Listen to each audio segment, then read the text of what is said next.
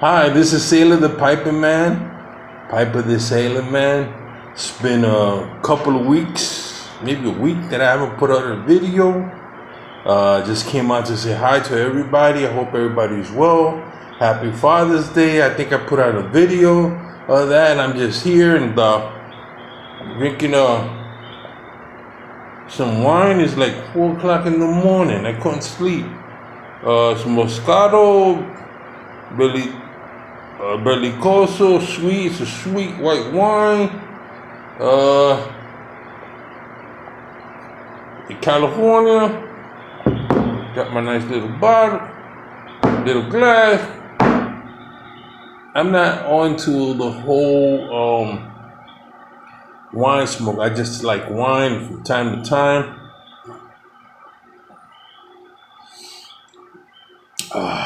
God, I like sweet wine. I don't know why that is. Sweet wine with pastry. I like Chianti or Chianti. I like vermouth, which is a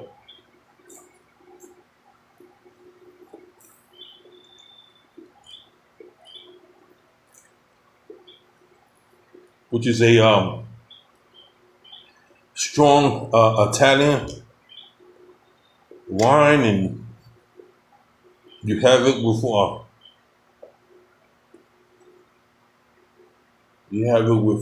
pasta and some tomato sauce. You know, when I was growing up, when I was in my teens, and I was living in New York, next door to me, I live in a predominantly Spanish Italian neighborhood.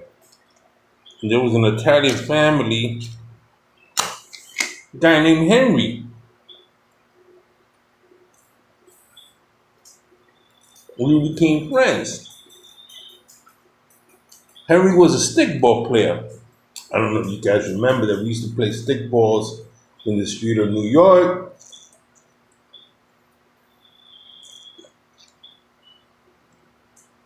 I didn't think of much of the Italians as great baseball players, you know, being Latin, but he was really good. So we used to go at it, small broomstick, you tape it. So Harry whacking it, I would hack on it, and it got to the point where Harry and our friendship got to, so I invited him to eat for dinner, and then he invited me to. His mother wanted me to come. His mother was big, heavy-set woman, really, really Italian. I had 2 daughters, and she looked at me and I said, "Look, I'm very respectful. I came with Henry. Can I go into the living room?" Then from there, she was in the kitchen. So I decided I'm going to go into the kitchen. She had her foot in these big pails of she was throwing these big pails of tomatoes into this bigger pail thing, and her foot was. I was like, "What is the lady doing with her feet?" She was crushing tomatoes, huge tomatoes, huge Italian. I don't know if they were Italian, Spanish. I don't know. It was natural tomatoes, and And I'm looking at her, and then she pour a little wine, and one of the wines she was pouring was Moscato. And then she poured more red wine. Then she threw in some garlic, and I don't know what else she threw in there, man. Then she, I don't know, she steamed it or boiled if she boiled the tomato sauce. She make her own pasta.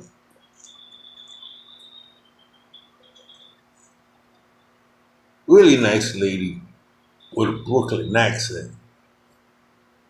Just like the only person I can think of was Maud. Maud from TV, the TV comedy series Maud, same similar accent. Really nice, friendly Italian people, man. That she used to make some pasta. She spaghetti, ravioli. She'd make you name it, man. But I didn't know this. She used to make the sauce, Tony's Pizza. Well, I had happened to work for when I was like 14, 15 years old.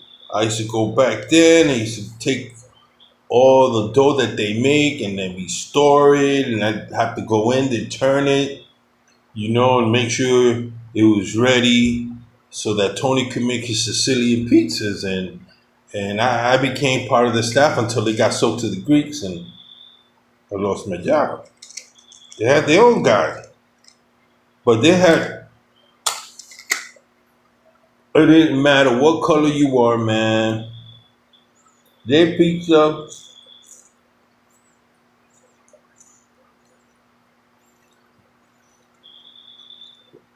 was slamming. Traditional New York pizza, thin crust. The pizza, you could crack it in half and that little oil running at the end. Oh, the right temperature. You taste that, the cheese just coming off. I used to like to add a little garlic and a little hot pepper on it, with a nice icy and a nice soda. Back then, they used to have the Coca-Cola, but he used to make sure it was syrupy, and they used to have the fountains, and he used to order me a special one for you. And I used to for working there, I used to get paid like $5 an hour. I was a kid, I was 14, 15 years old. Back then in the 60s, 70s, early 70s. $5 for the kid going to school, part-time, coming on Saturdays, coming on Sundays, work. That was no problem. And they treated me good. I always got a slice. At the end of the day, whatever pizza was left out there, he put the pizzas in the box of pizzas and I'd bring it home and the mom would be happy and my brother would be happy. It was great. Now Tony had a grandfather. He used to sit out in the back. There was a back door where the shipment came in. He sat out there with a beach chair. He didn't speak English. But he would sit there smoking these Avanti cigars, and smoking a pipe.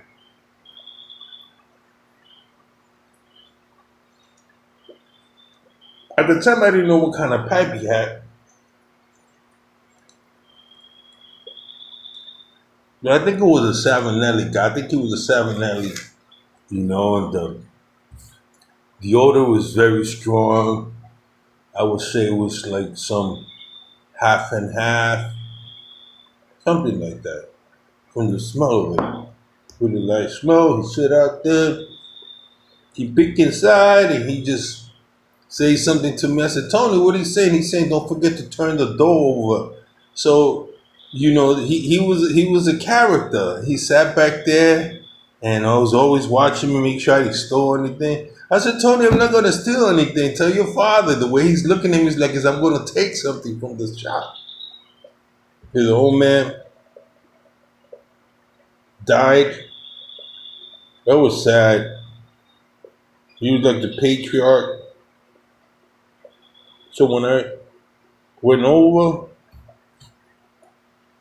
they did it in Puerto Rico where they used to have funerals in the home.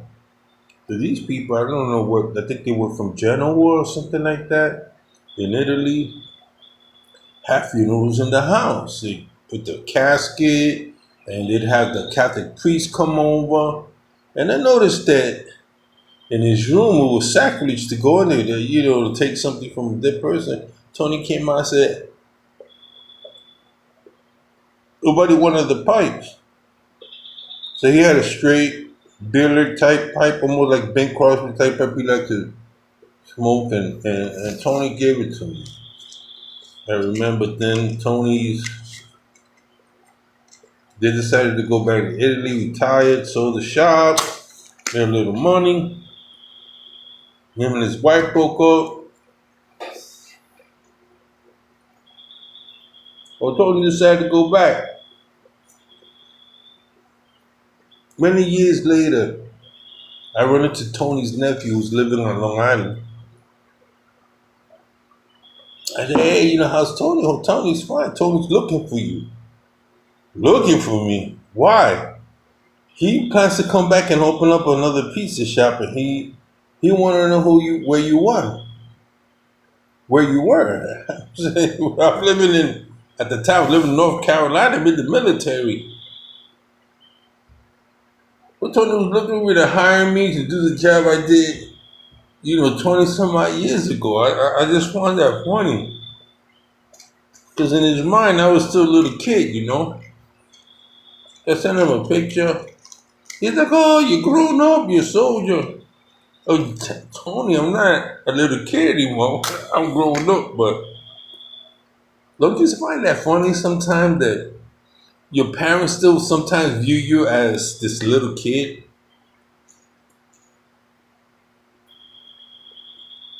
The other day I had my mom over. She came over for Father's Day, and she's still the same. Don't forget this. Don't forget to go to the doctor. Don't forget this. Oh, you're a little too flat. I said, I'm a little too flat, but you keep giving me food, Mom, when I come over. You can't win, right? Or you can never win with your parents. You can never win with older people. They're still gonna put you in check no matter what. But what I did with that billiard, I took it with me, smoked it a couple of times, and I passed it on to somebody else. Sometimes you do that. You get something, you smoke it for a while, and you pass it on to somebody. That's what I did with that. Hey, this is pretty good. Moscato, Barefoot, California wine. Really nice. Well, that's it for now. Sailor the Piping Man, Piper the Sailor Man. Next time I'll do a review on the Sutliff Cream Brulee. Brulee or Brulee? I just bought some of this. It's called Motel Dorset.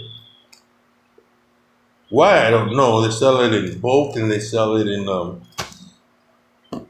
Canton. And it's really nice, but it's so freaking moist that for me, you have to let it sit out. But that's next time on the review. I'm going to smoke this a couple of times, see what it's like, took the information, and pass it on to my fans. Well, Sailor the Piper Man, Piper the Sailor Man, remember, whatever can't get done today can get done tomorrow. So take care, my friends.